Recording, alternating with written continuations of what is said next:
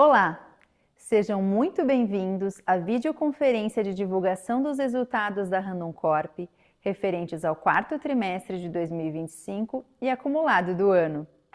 Este evento conta com tradução simultânea para o inglês e interpretação em Libras. Para acompanhar o áudio em inglês, basta clicar no botão Interpretation, localizado na barra inferior de sua tela, e selecionar a opção Mute Original Audio para silenciar o áudio original e ouvir apenas a tradução. Informamos também que esta videoconferência está sendo gravada e a íntegra ficará disponível em nosso site de relações com investidores, que é o ri.randoncorp.com. Recordo que eventuais declarações que possam expressar perspectivas de negócios, projeções ou metas não são garantia de desempenho e envolvem riscos e incertezas, pois se referem a eventos futuros e, portanto, dependem de circunstâncias que podem ou não ocorrer. Todos os materiais relacionados aos resultados apresentados neste evento, incluindo release, apresentações e planilhas de apoio, já estão disponíveis em nosso site de RI. Seguindo para a nossa agenda do dia de hoje, começaremos com a apresentação do CEO Daniel Randon, que compartilhará a sua mensagem. Em seguida, Paulo Prignolato, que é vice-presidente executivo, CFO e DRI da companhia, trará os principais destaques do trimestre. Logo após, Esteban Angeletti, que é diretor de RI e Finanças Corporativas, detalhará os resultados do período. Por fim, teremos nossa sessão de perguntas e respostas conduzidas por Davi Bassichetti, gerente de RI e Finanças Corporativas da companhia, e na qual contamos com a participação de Emerson de Souza, diretor de RI da Fras-le Mobility. Para participar da sessão de Q&A, vocês podem optar por enviar suas perguntas por voz ou escrito. As instruções de participação serão exibidas na tela. Fiquem à vontade para sinalizar o interesse em qualquer momento da apresentação.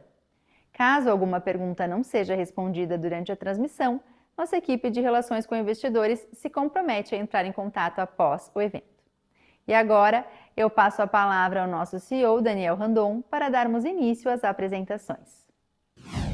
Bom dia a todos! É um prazer estarmos juntos em mais uma videoconferência de resultados da Randon Corp. 2025 foi um ano exigente e transformador para todos nós. Iniciamos o ano fazendo a maior aquisição de nossa história, a da Consa do México. Um grande passo em nossa expansão na América do Norte e que amplia a resiliência de nossos negócios por meio do segmento de reposição. No entanto, neste mesmo período, passamos a enfrentar um ambiente macroeconômico adverso, com juros elevados no Brasil, maior seletividade de crédito e incertezas geopolíticas que afetaram cadeias e decisões de investimento. Tivemos ainda um contexto de disputas tarifárias em diversas geografias que trouxeram instabilidade não somente aqui no Brasil, mas ao redor do mundo. Esse cenário pressionou nossos mercados de atuação com forte redução na demanda de semi-reboques ao longo do ano, e no caso de caminhões de forma ainda mais expressiva no segundo semestre. Essa desaceleração nas vendas nos exigiu um intenso trabalho de reestruturação ao longo de 2025, com a adoção de diversas medidas para adequarmos a companhia a este novo contexto. Dentre as inúmeras ações que tomamos, gostaria de destacar o fortalecimento da nossa estrutura financeira, reforçamos a gestão do capital de giro, que apresentou forte redução ao longo do ano, e conduzimos captações e parcerias estratégicas que nos permitiram reduzir nosso endividamento líquido e a nossa alavancagem. Os detalhes sobre essas iniciativas serão abordadas pelo Paulo em sua apresentação. Falando mais especificamente do quarto trimestre de 2025, este período refletiu integralmente os desafios do ano. Volumes menores, em alguns casos até 40% inferiores ao mesmo período de 2024. Sazonalidade, principalmente por férias coletivas, com paradas maiores do que as usuais no final do ano, e despesas não recorrentes, incluindo impairments e efeitos de provisões que pressionaram a nossa rentabilidade. Mesmo assim, eu destaco que atingimos os principais indicadores do nosso guidance de 2025, com receita consolidada, margem EBITDA ajustada e investimentos dentro do intervalo divulgado. Apesar dos desafios, seguimos investindo nos pilares do futuro: pessoas, inovação, qualidade e sustentabilidade. No último trimestre, anunciamos mudanças na governança para potencializar sinergias e acelerar a digitalização da companhia. A vertical de tecnologia avançada passa a ser denominada Tecnologia Avançada e Estratégias Digitais a partir do primeiro trimestre de 26, integrando as empresas DB, Delta e Randon Ventures. Já a vertical Soluções Financeiras dá ainda mais foco para as operações de consórcios, seguros e banco. Também quero destacar que fortalecemos a agenda ESG com a nossa participação na COP30, dialogando com empresas e governo sobre um futuro mais sustentável, e com a nossa adesão à First Movers Coalition, iniciativa global liderada pelo Fórum Econômico Mundial, que reúne empresas para acelerar a descarbonização de setores industriais pesados, em linha com nossa estratégia nessa temática, com atuação em iniciativas industriais e tecnologias que se conectam com a pauta, que acreditamos ser fundamental para a sustentabilidade do negócio em longo prazo. Encerramos o ano com muitos aprendizados e estamos mais preparados e fortalecidos para o ciclo que virá. Com relação a 2026, sabemos que os desafios ainda estarão presentes, mas a diversificação dos nossos negócios, mais equilibrados entre OEM e reposição, e nossa presença global mais robusta, além da disciplina financeira, nos trazem uma perspectiva mais positiva para o futuro, nos colocando em posição favorável para capturarmos os benefícios da retomada quando ela se materializar. Na tela, vocês têm nossas projeções para 2026. Nosso guidance foi divulgado ontem por meio de fato relevante e no documento vocês têm todas as premissas que utilizamos para projetar cada indicador. O ano segue com inúmeros desafios em nossos mercados de atuação, que ainda exigem cautela nas projeções. Apesar do contexto de incertezas, temos notícias positivas de mercados importantes, como a conquista de um contrato relevante para fornecimento de vagões ferroviários, com entregas previstas entre maio de 26 e novembro de 27, adicionando cerca de 770 milhões em receita nesse período.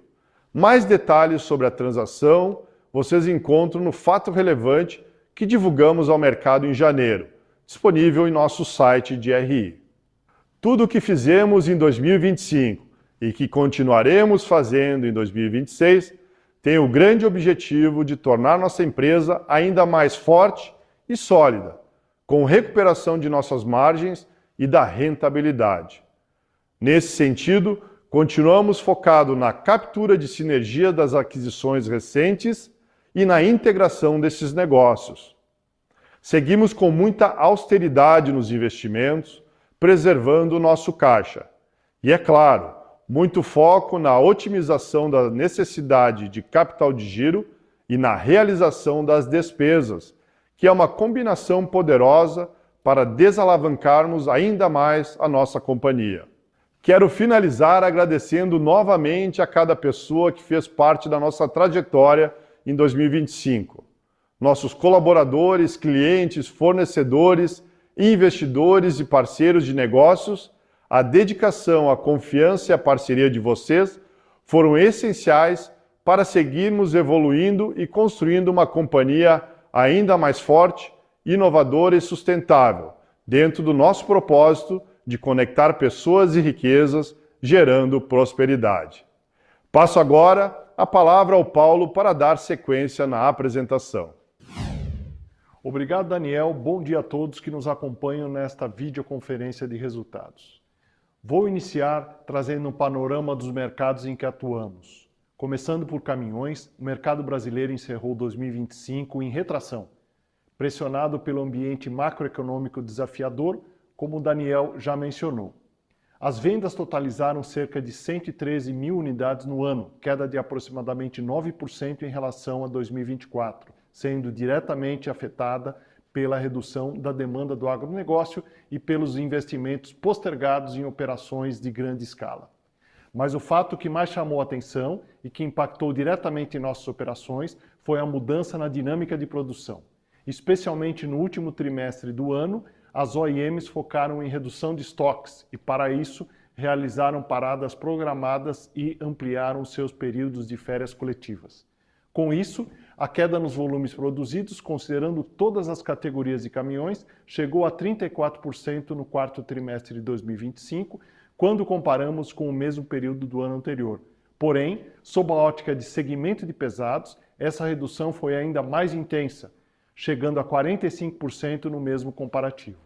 Esse ritmo mais fraco também ficou evidente no início de 2026, apesar de termos novidades como o lançamento do Move Brasil, linha de financiamento com taxas reduzidas para a compra de caminhões novos e seminovos, ainda não observamos grandes mudanças na demanda a partir dessa iniciativa. Passando para implementos rodoviários, os números de emplacamentos e produção refletiram dinâmica similar ao mercado de caminhões pesados que citei anteriormente.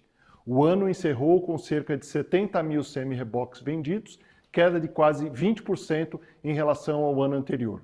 As linhas de produtos mais afetadas pelo contexto complexo foram o agronegócio e os tanques para combustíveis.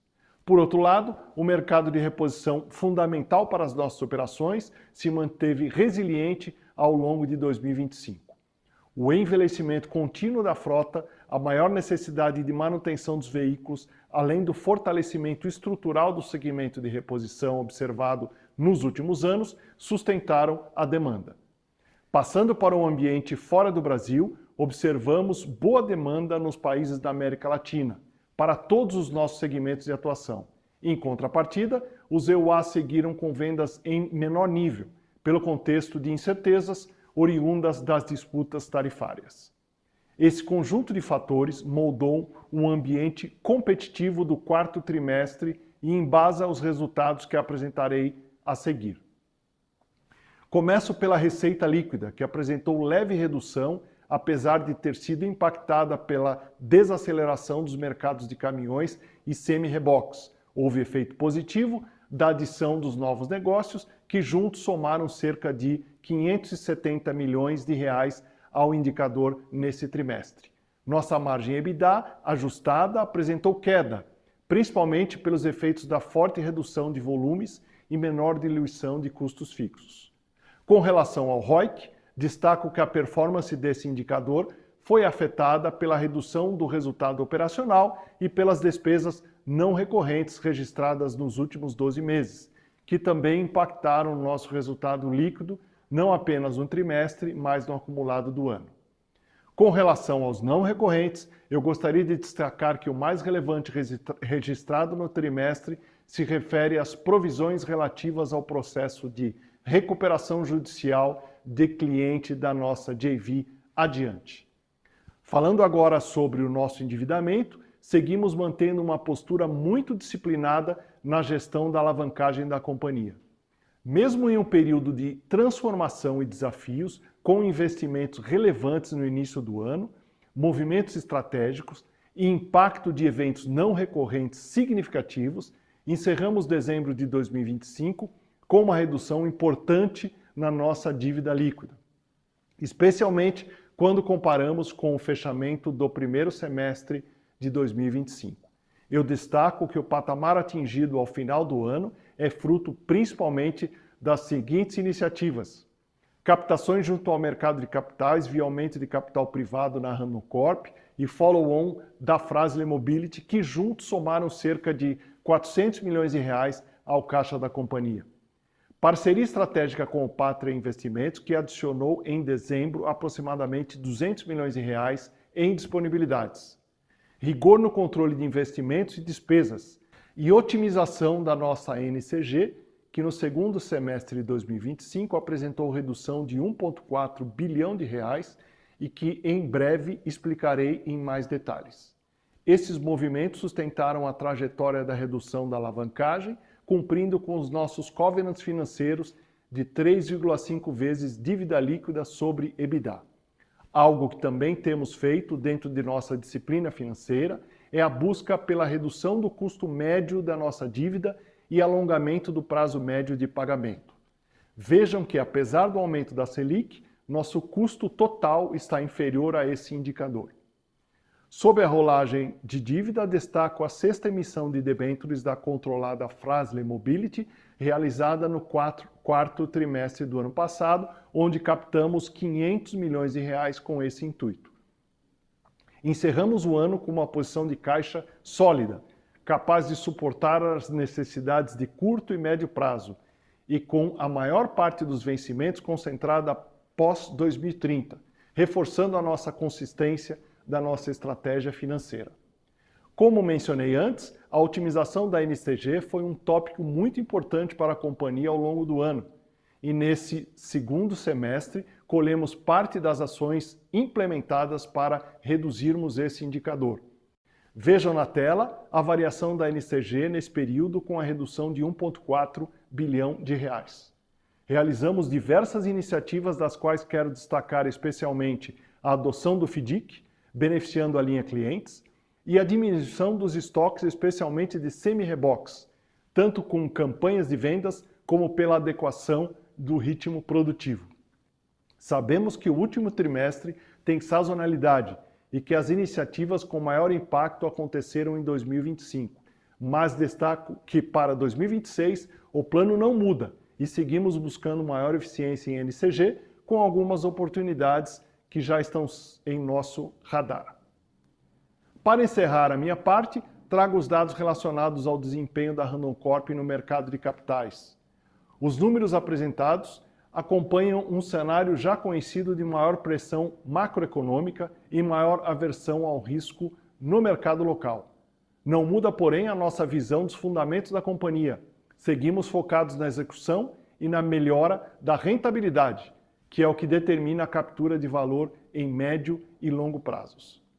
Passo agora a palavra ao Esteban, que irá detalhar nossos indicadores econômicos. Obrigado, Paulo. Bom dia a todos. Vou começar falando sobre a receita líquida do quarto trimestre de 2025. Encerramos o período com uma leve retração na comparação com o quarto trimestre de 2024, mesmo enfrentando reduções relevantes de volumes em alguns de nossos principais mercados de atuação. Isso ocorreu pois os impactos da desaceleração foram atenuados por nossa expansão internacional, frente ao mesmo período do ano anterior, e pelo incremento de portfólio via Suspensys Mogi Guaçu, com a produção e vendas de eixos dianteiros para caminhões e ônibus. Vejamos na tela agora o gráfico em formato causal, que traz mais informações sobre o indicador. O agronegócio e a indústria tiveram as maiores quedas do comparativo, por serem estes os setores mais afetados pelo cenário de juros alto. Com relação ao agro, além das questões relacionadas ao crédito, temos também o preço das commodities, que estão em baixo patamar, devido principalmente ao excesso de oferta de grãos. O segmento de serviços seguiu com bom desempenho, especialmente pelo crescimento das receitas relativas às operações de crédito da Randon Consórcios e do Banco Randon e pela expansão de clientes da DB, com novos contratos firmados. A reposição apresentou retração no mercado doméstico, com mix de produtos de menor preço médio, frente aos vendidos no quarto trimestre de 2024, além da redução de volumes pontuais em algumas linhas. E por fim, eu gostaria de destacar o total de receitas não orgânicas adicionadas no período e como foram essenciais para a manutenção do indicador. É importante recordar ainda que todo o comparativo de receitas foi afetado pela redução de dias trabalhados, com paradas programadas e férias coletivas mais amplas do que em anos anteriores. Detalhando um pouco mais nossas receitas ao mercado externo, é possível observar, pelas informações em tela, o significativo aumento do indicador e de sua representatividade frente às receitas totais da Randon Corp, fruto principalmente da nossa estratégia de internacionalização executada nos últimos anos. Deste total, a vertical de controle de movimentos representou cerca de 68% das receitas, com a montadora respondendo por 20% e o restante vindo principalmente de autopeças. Na tela, trazemos um gráfico com a representatividade das vendas por região. Vou detalhar as duas principais. Iniciando pelo USMCA, que é a mais significativa para a Randon Corp, destaco que ganhou relevância com da Consa e a EXAN, além da retomada da Hércules. No entanto, as exportações de peças a partir do Brasil seguiram pressionadas pela desaceleração do mercado automotivo norte-americano e pelo aumento de tarifas. Já no Mercosul e Chile, tivemos avanço das vendas de semi-reboques pelo maior nível de investimento nos países que compõem a região. Contudo, o nosso faturamento oriundo de segmentos de reposição argentino foi pressionado pelo aumento da competição no país após a reabertura da economia.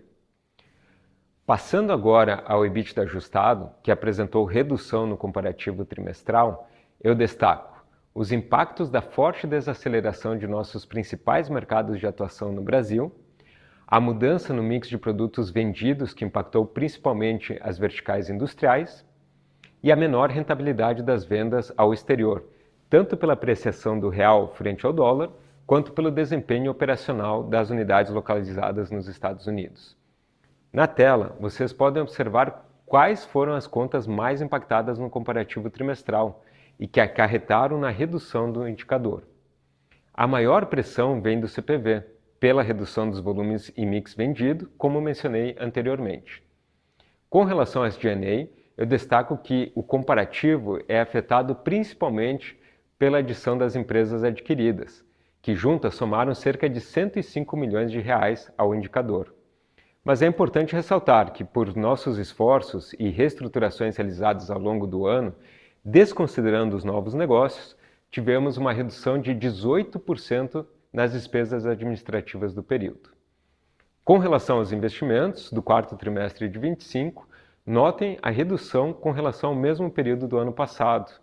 Essa diminuição vai ao encontro de nossas iniciativas para desalavancagem e preservação de nosso caixa.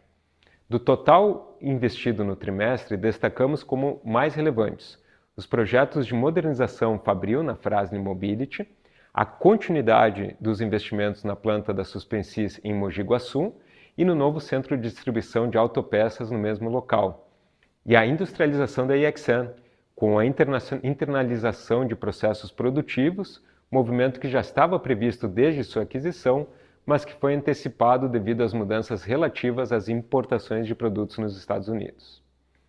Antes de concluir a minha participação, aproveito para convidá-los a participarem da pesquisa Extel, que é uma importante ferramenta de feedback do mercado de capitais para nós. Vocês podem participar acessando o QR Code que está na tela e o prazo para votação se encerra em 27 de março. Agora sim, devolvo a palavra para a Carol para darmos início à nossa sessão de perguntas e respostas. Olá, pessoal, bom dia novamente. Nós vamos iniciar agora a nossa sessão de perguntas e respostas. As orientações de participação estão aparecendo na tela. A nossa primeira pergunta de hoje vem do analista sell-side Gabriel Tinen, do Santander. Bom dia, Gabriel. Pode abrir o teu microfone e fazer a sua pergunta. Bom dia, pessoal. Obrigado pelo espaço. Primeira pergunta aqui é mais em trailers e se puderem dar um pouco mais de detalhe de como tem sido esse começo de ano, tanto em termos de dinâmica de mercado, quanto em indicações de potenciais novos pedidos, né? Até considerando aqui a desestocagem que vocês fizeram no segundo semestre e também a carteira que vocês mencionam, acho que de três meses de implementos no agro, tá? E também se puder dar um pouco de visão sobre como tem sido a operação de Hércules, perspectiva para o ano, seria ótimo. E aí uma segunda pergunta aqui em autopeças, me chamou bastante a atenção o patamar de margem, né? Eu acho que é natural ter uma queda, considerando ali conjuntura de trailers, produção de caminhões, mas parece também que teve um impacto bem relevante de EXN. Eu queria entender um pouco mais sobre como tem evoluído essa operação como um todo ali, um pouco mais da estratégia e também como é que ficou essa composição entre esses três elementos, né? Falando da marca especificamente, de trailers, produção de caminhões e EXN. É isso do meu lado, pessoal. Obrigado. Obrigado, Tinem, pela resposta. Eu vou endereçar ela aqui com o Esteban. Tem bastante abrangência e até, né, Esteban, a gente pode dividir em doméstico e US aqui, porque, né, temos tanto Hércules quanto EXN e também na parte doméstica aqui, caminhões e semi-reboques, que a gente sabe que tiveram aí um ano bem difícil, especialmente no final do ano, né? Caminhões teve uma redução muito forte, muito expressiva, que a gente não via há muito tempo. Então, o Esteban vai poder comentar um pouco dessa dinâmica de como foram os volumes e também o que que a gente está enxergando aí para as nossas operações agora em 2026. Esteban, contigo. Obrigado, Davi. Obrigado, Gabriel, também pela pergunta e por participar da nossa videoconferência de resultados. Então, acho que separando aqui mercados e geografias, né? Começando com semi-reboques, acho que vale a pena só contextualizar a queda de volumes. Quando a gente olha ano contra ano, 25 registrou uma queda de 21% no número de emplacamentos de semi-reboque, mas especificamente do agronegócio, a gente tem uma queda de mais de 30%, que é o segmento que a gente tem uma exposição maior, né? Então, isso reflete um pouco as margens de semi-reboques, né? Claro que a gente não ficou de braço cruzado, durante todo o ano a gente trabalhou muito em ajuste de estrutura, que inclusive reflete parte disso nos nossos resultados, né? Inicialmente a gente tem a penalidade de fazer esses ajustes, mas a gente prepara a companhia para um patamar de operação melhor, mais eficiente durante o ano, né? Quando a gente olha para 2026, a gente vê assim algum sinal de retomada, inclusive do próprio agro, porém ainda em patamares baixos, bem abaixo do que é a média histórica, né? A gente trabalha aqui com um cenário de mercado muito alinhado com a Anfir, né, em termos de volume, que prevê aí um mercado de lado, inclusive em relação à composição do mix, tá? Por outro lado, Gabriel, acho que olhando para a operação de montadora como um todo, nós temos não só o ajuste de estrutura que eu já mencionei, como também a boa notícia que a gente divulgou via fato relevante, um pedido significativo de vagões, né, com o potencial de gerar até 770 milhões de reais de receita durante o ano, a partir de maio de 26 até novembro de 27. Isso nos ajuda bastante na diluição de custo fixo, né? A gente fala sempre que vagões é um produto seriado, que tende a deixar uma margem em um patamar melhor do que de semi-reboques. Olhando para Hércules aqui, o cenário ele é bastante desafiador nos Estados Unidos, né? A gente passou o pior mercado em 2025 dos últimos 20 anos, e isso está ligado ao contexto macroeconômico, instabilidade do próprio país também, tá? Por outro lado, né, às vezes os investidores nos perguntam se a gente teria tomado a decisão sabendo que a gente enfrentaria um mercado difícil como a gente enfrentou nos últimos 2 anos. A resposta é que sim, a direção é correta, a gente está muito confiante em relação a essa estratégia. Lembrando que o mercado norte-americano é de 4 a 6 vezes maior que o mercado brasileiro. A gente está passando sim por um momento ruim, mas em algum momento isso vai se reverter em maior demanda de mercado, tá?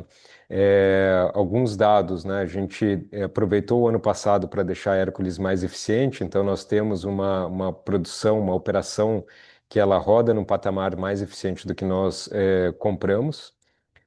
Acho que sinais que corroboram isso, né, foi o pedido do Porto da Carolina do Sul que nós entregamos durante o ano passado, e aquele pedido tinha uma previsão de extensão, né, de aumento de volumes, que a gente conseguiu conquistar ele agora no início do ano. A gente ainda está fechando detalhes de volume e de preço, mas a ideia é que a gente consiga começar a entregar essas unidades a partir do segundo trimestre desse ano e vai ocupar boa parte da produção da Hércules, né? Continuamos brigando por pedido, mas o mercado ele está bastante difícil, tá? E acho que mais um dado que é interessante em relação à operação da Hércules, né, ou melhor, em relação ao mercado de semi-reboques como um todo nos Estados Unidos, tradicionalmente a gente tem de 5 a 7 anos de mercados fortes e os mercados em baixa eles duram de 2 a 3 anos, né? 2026 vai ser o terceiro ano já de mercado em baixa, então tudo nos leva a acreditar que em 27 a gente comece a ver uma retomada mais consistente daquele mercado. Mudando um pouco o foco agora para autopeças, né, nós vimos um quarto trimestre com volumes muito abaixo do que é um quarto trimestre normal, né? O quarto trimestre ele já concentra uma sazonalidade, volumes mais baixos, mas especificamente de 2025 nós vimos o mercado de caminhões e a produção de caminhões caindo 30%, e especificamente caminhões pesados, onde a gente tem uma concentração maior de nossas autopeças, de nossos negócios, caindo até 45%. E isso acaba comprimindo a margem em função de uma menor diluição de custo fixo, tá? Novamente aqui a gente trabalhou também nos ajustes de estrutura, de forma a conseguir reduzir esse patamar de custo fixo. Outra boa notícia, nós concluímos o ramp-up da Suspensys em Mogi Guaçu. A gente já está em condições de entregar todos os volumes negociados com a Mercedes. Agora é realmente a gente conseguir ver uma retomada de mercado, tá? E falando da AXN nos Estados Unidos, a operação também sofreu da mesma dinâmica de mercado que a Hércules, né? Ela está muito conectada a negócios da Hércules, a Hércules e a veículos comerciais. O que também fizemos como iniciativa para melhorar nossa competitividade naquela região foi aumentar o nível de manufatura de componentes locais, né? A IXN ela importava e revendia, né? Fazia um complemento da manufatura e revendia nos Estados Unidos. A gente aumenta esse índice de fabricação local. Com isso, a gente deixa a operação mais competitiva para quando retomar o mercado a gente conseguir conquistar uma fatia maior de mercado, tá? Em relação a margens, né, das duas operações, tanto OEM, montadora, quanto autopeças, a gente vislumbra, sim, uma recuperação gradativa, principalmente pelo fato de não termos custos de reestruturação tão significativos como tivemos em 2025, mas a gente sabe, tem consciência de que o ano de 26 ele ainda é desafiador em termos de volumes ainda, né? Então, continua o trabalho diligente, inclusive com squads aqui buscando eficiências tanto na ponta de receita quanto na ponta de custos, tá? Espero ter respondido aí, Gabriel. Então, assim, obrigado, Esteban. Obrigado, pessoal. Obrigada, Tinen. Vamos então agora para a nossa próxima pergunta. Ela vem de Kiefer Kennedy, analista sell-side do Citibank. Bom dia, Kiefer. Nós estamos abrindo o teu microfone. Pode fazer a tua pergunta. Tudo bem, pessoal? Bom dia. Obrigado por pegarem um follow-up aqui na questão de autopeças. Essa margem de 5% está super claro aqui as motivações, um trimestre que realmente foi abaixo da média aqui. Eu queria entender se o 5 especificamente, nesse nível de rentabilidade, tem mais a ver com a sazonalidade ali que foi pior no final do ano, ou se essa margem, mesmo sendo recorrente, né, do trimestre, vocês esperam que tenha algum nível de melhora para 26, né? Ou vocês esperam que seja esse nível de um dígito médio, dado que o mercado ainda está ruim? Eu fiquei com essa dúvida aqui sobre a recorrência dela para frente. E no segundo ponto, com relação ao guidance da companhia para 26, eu acho que ele veio até um pouco abaixo do que o mercado esperava, pelo menos os dados do consenso que a gente vê. Algumas montadoras globais que já soltaram resultado, comentando positivamente aqui sobre um cenário de pesados para 2026, né? Pelo menos uma melhora, né? Versus 2025 em US. Mas eu entendi que esse otimismo não parece estar tão refletido aqui na expectativa da companhia, pelo menos o dado consolidado que a gente vê. Eu queria ter um pouco dessa discricionariedade aqui sobre esse guidance, né? Sobre o que tem embutido de expectativa com relação a essa melhora potencial de pesado, se a companhia preferia ser um pouco mais conservadora, né, nesse início de ano, que tipo de mensagem dá para a gente tirar para o ano de 26, né, a gente está ainda em março, né, faltam 9 meses, se tem algum nível de conservadorismo aqui na mensagem. São essas duas, obrigado. Obrigado, Kiefer, pela pergunta. A primeira pergunta aqui relacionada à margem de autopeças, o Esteban pode dar continuidade aqui, inclusive, né, já pegando os argumentos da resposta anterior. E na sequência, Paulo, eu vou passar para você aqui poder falar um pouquinho de guidance, né? Esses primeiros 3 meses do ano aqui já renderam informações e notícias para um ano cheio, né? Mas ainda temos 9 meses. Então eu passo para você poder comentar um pouquinho aí do que tem por trás das nossas análises, né? Que tipo de cálculos e estudos a gente fez para poder chegar nesse guidance e poder passar um pouco mais de informação aí para o Kiefer. Obrigado. Obrigado, Davi. Obrigado, Kiefer, pela pergunta.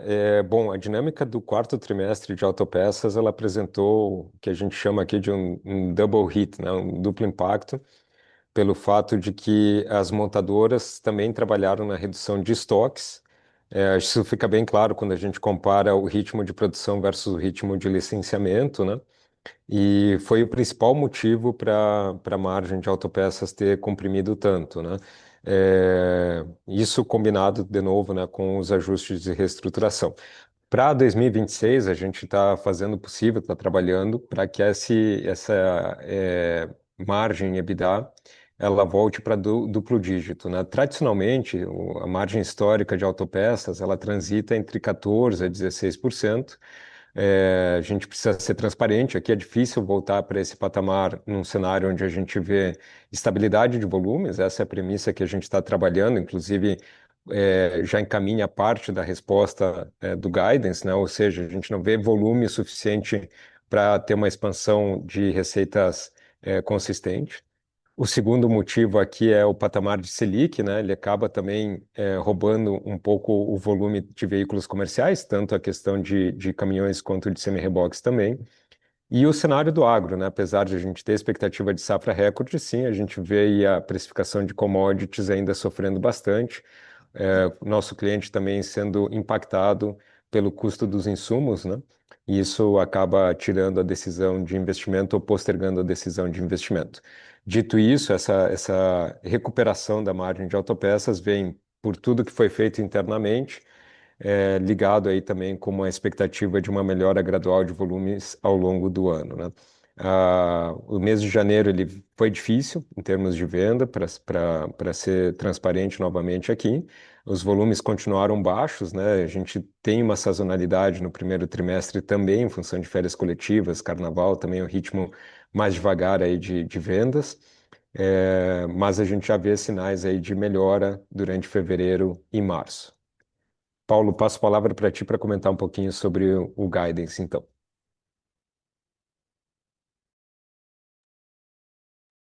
Obrigado, Esteban. Kiefer, bom dia, obrigado aí pela participação na conferência, pela pergunta. É, Olha, a gente debateu bastante antes da divulgação do guidance, tá? E na nossa visão, as projeções são realistas. Ou seja, não tem nenhum otimismo, nenhum pessimismo embutido nessa projeção, tá? Então ela reflete o que a gente considera de mais adequado do ponto de vista de cenário macroeconômico projetado e os fundamentos de mercado. E sempre lembrando, né, o guidance ele foi publicado e se a gente durante o ano identificar que as posições não refletem mais aquilo que a gente considera adequado, nada nos impede de, claro, a gente atualizar esse guidance com informações atualizadas, tá? Tá ótimo, obrigado. Bom final de semana. Para ti também, Kiefer. Então, nós vamos agora para a próxima pergunta, que vem de Andressa Varoto, analista sell-side do UBS. Bom dia, Andressa. Pode fazer a tua pergunta.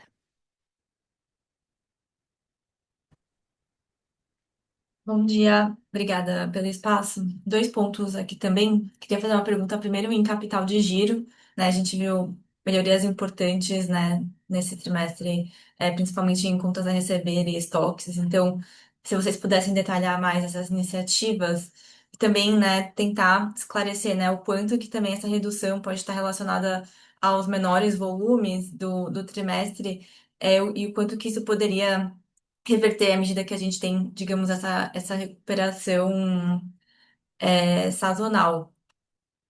Eu também queria fazer um follow-up na questão do guidance e margem, né? Quando se a gente olha o low do range ali, a gente tem um cenário, né? Teria um cenário praticamente sem expansão, né? Apesar da gente ter tido toda a reestruturação, e melhorias operacionais ao longo de 2025, né? Quais são os riscos que vocês veem, assim, para talvez, né, a gente não ter uma expansão de margem, nesse mesmo a companhia já estando, mais redimensionada, né, pro volume, pro nível de volume? Obrigada. Obrigado, Andressa, pela pergunta. Para esses dois temas aqui, eu vou passar a palavra para o Paulo. Na questão da NCG, né, nós tínhamos comentado ao longo do ano com vocês que era um dos grandes objetivos aqui da companhia, trabalhar para a gente ter uma redução da NCG e, obviamente, contribuir aqui na redução também da nossa alavancagem. E acho que fomos bem exitosos e o Paulo vai poder trazer um pouco mais de detalhes aí de todo esse trabalho que a gente conduziu. E na sequência, Paulo, também, se você puder complementar aqui a pergunta sobre o guidance também, eu te agradeço. Ok, obrigado, Davi. Andressa, muito obrigado aí pela sua participação, pela sua pergunta. Com relação ao capital de giro, de fato, nós fizemos um esforço significativo, né? Temos iniciativas aí que geraram frutos de todas as nossas verticais de negócio, na frente de estoques, na frente de contas a receber e na frente de fornecedores, tá?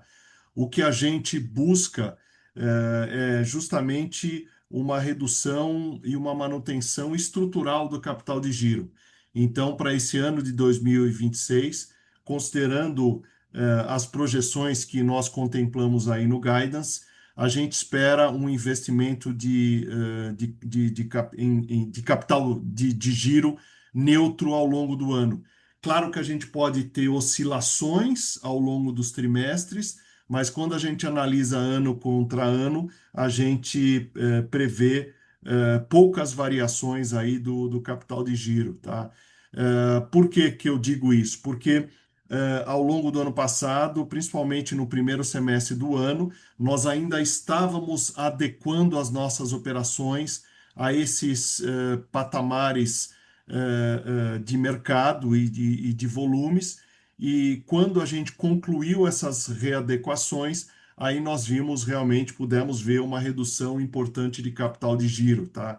Na parte de clientes também, principalmente no quesito de vagões, são contratos importantes, eles têm um adiantamento importante, o que nos ajuda nesse ciclo de capital de giro.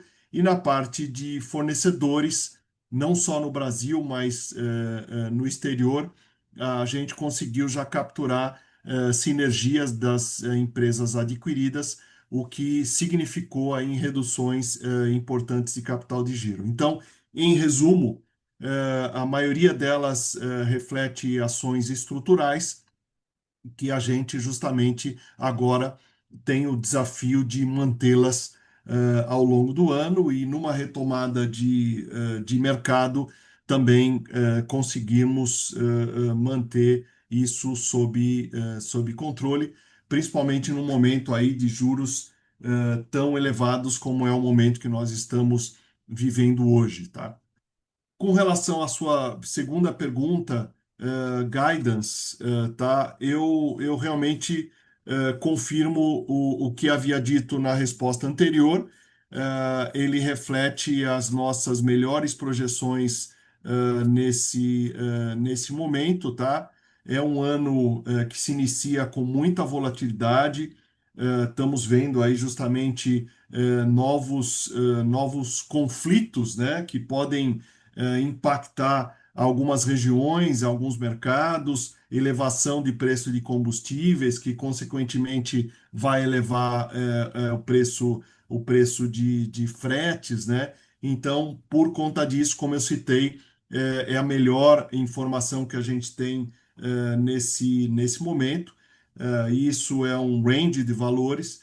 E, novamente, se as condições se estabilizarem, quer seja para melhores condições, eventualmente mais críticas, nós atualizaremos vocês com relação a isso, tá?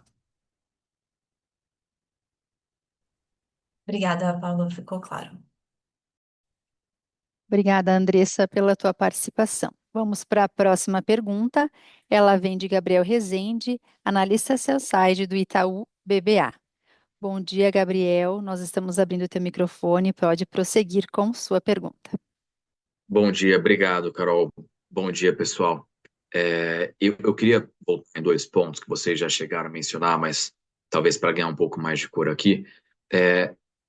Passado aí o quarto trimestre e esse volume baixo que a gente viu de produção de caminhões aqui no Brasil e, portanto, aí também um volume baixo de autopeças para vocês, queria entender como que vocês estão vendo o nível de estoque do automotivo de pesados aqui no Brasil agora nesse começo de ano.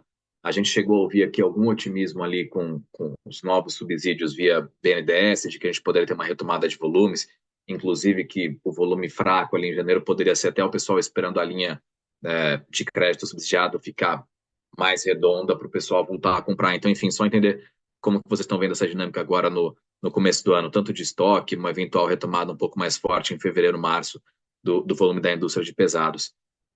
E aí, só aproveitando também o comentário que você acabou de fazer, Paulo, sobre o guidance de vocês e conflitos ali no geopolítico impactando a dinâmica macro aqui no Brasil, faz sentido a gente pensar que se a gente tiver uma retomada, uma inflação aqui um pouco mais acelerada em preço de combustível e, portanto, frete rodoviário, a gente deveria esperar alguma volatilidade em volume da indústria de pesados, né? Enfim, o racional seria esse?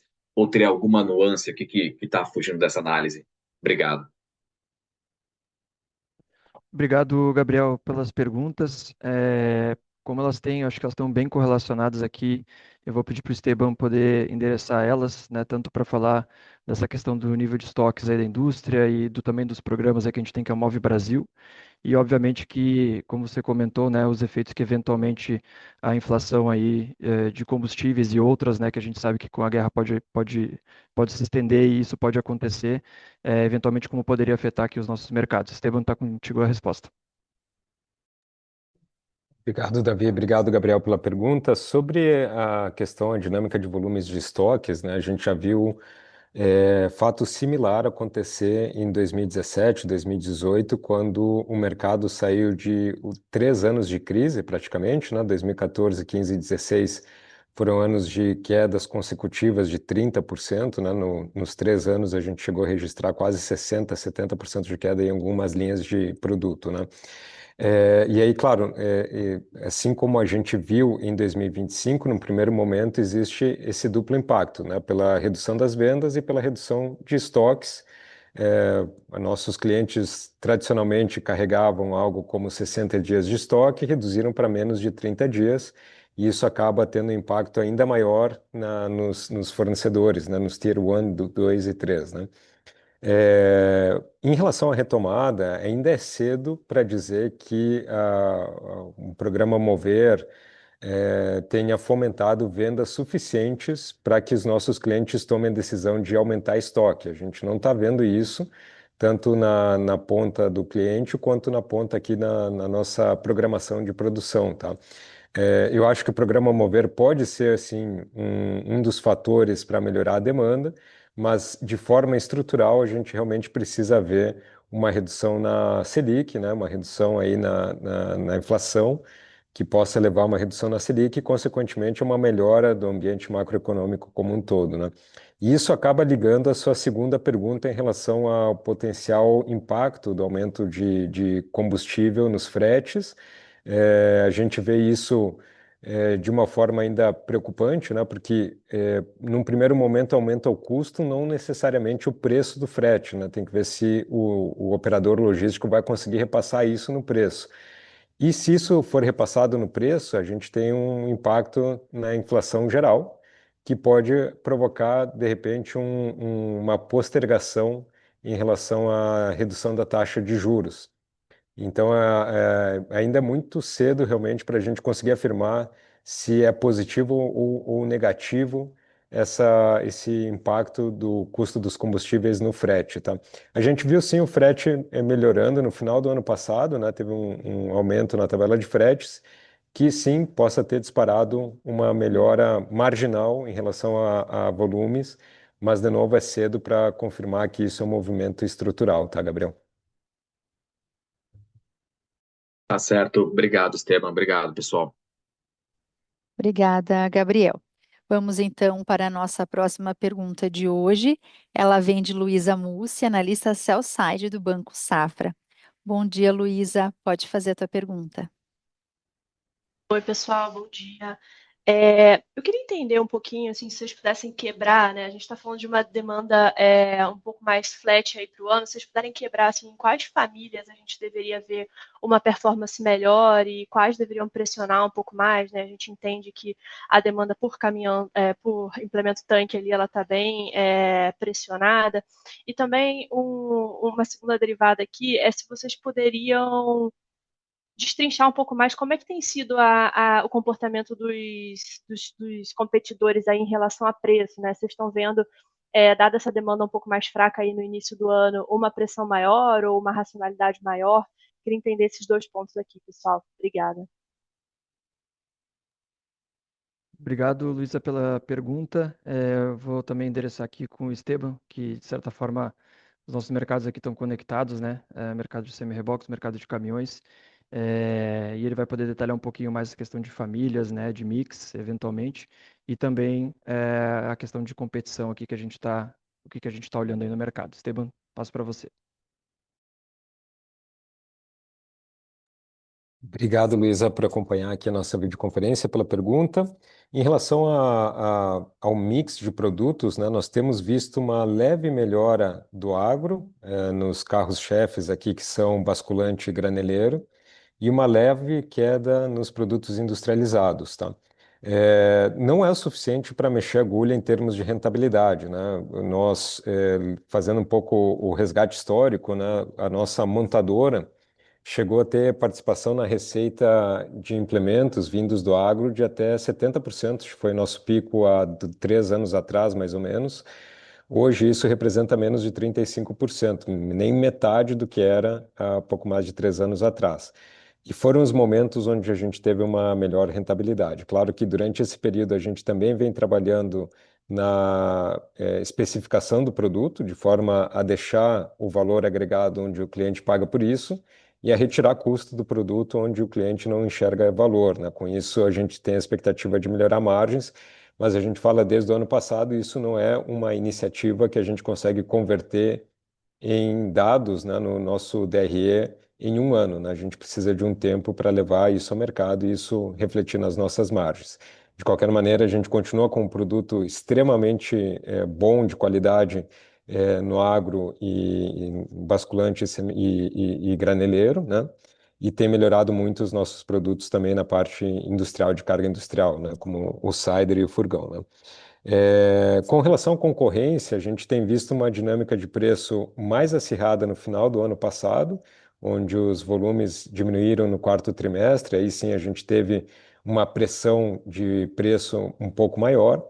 O início do ano ele tem se mostrado mais racional, mais estável, tá? A gente continua com limitação de repasse de preço, sim, mas a gente não viu essa dinâmica piorar em relação ao ano passado, tá? Tá ótimo, pessoal. Obrigada. Nós te agradecemos a tua participação, Luísa. Vamos para a próxima pergunta de hoje. Ela vem de Gabriel Frazão, analista sell-side do Bank of America. Bom dia, Gabriel. Nós estamos abrindo o teu microfone. Pode prosseguir. Bom dia, pessoal. Obrigado pelo espaço aqui no Call de Resultados. Eu tenho uma pergunta sobre a Adiante. Se vocês pudessem dar um pouco mais de cor sobre o provisionamento que foi feito nesse trimestre, justamente se ele se refere a valores em atraso do contrato ou se foi feita a provisão de toda a expectativa futura de receita que esse contrato deveria trazer. E também, se vocês pudessem compartilhar se vocês esperam retomar os ativos do cliente e se isso ocorrer, se vocês veem demanda para eles no mercado de usados ou se vocês deveriam realugar para um outro cliente. Obrigado, Gabriel, aí pela pergunta. Sobre esse tema da Adiante, eu vou pedir para o Paulo aqui poder endereçar a tua pergunta aqui e basicamente sobre os valores, Paulo, e também sobre os ativos, tá? Então eu passo para você poder responder aqui, o Gabriel. Gabriel, obrigado pela pergunta. Na realidade, a gente encerrou o exercício e fizemos uma provisão baseado nas melhores informações que nós temos nesse momento, tá? Ou seja, é uma provisão e ela pode variar em ambos os sentidos, tá? Por se tratar de uma RJ, infelizmente, nós não temos a liberdade de detalhar este número neste momento, tá? Então, tão logo esse acordo jurídico evolua com a outra parte, aí sim nós teremos plenas condições de detalhar ao mercado todos esses efeitos, tá? Assim, certo. Obrigado aí, obrigado pelo espaço de novo, Paulo e Davi. Obrigada novamente pela tua participação. Nós vamos agora para a nossa última pergunta do dia de hoje, que vem de Marcelo Mota, analista sell-side do JP Morgan. Bom dia, Mota. Pode fazer a tua pergunta. Oi, bom dia, Caroline. Bom dia, time.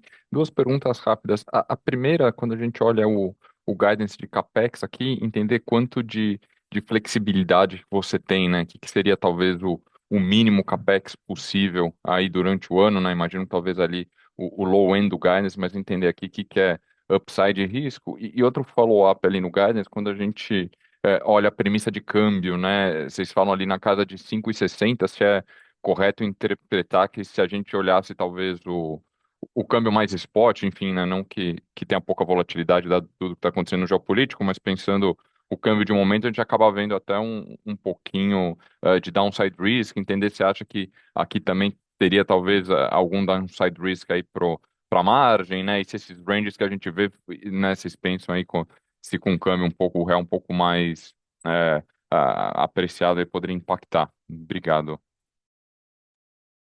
Obrigado, Mota, pela pergunta. Novamente, Paulo, aí, questão do guidance eu passo para você, tanto para explorar um pouco mais a parte do CapEx, quanto também do câmbio aqui, obviamente conectado com as nossas receitas internacionais. Passo para você. Mota, obrigado pela sua pergunta. Bem, com relação ao CapEx, acho que você citou justamente o ponto principal dessa discussão, né? Nós estamos vivendo um momento de muitas incertezas, né?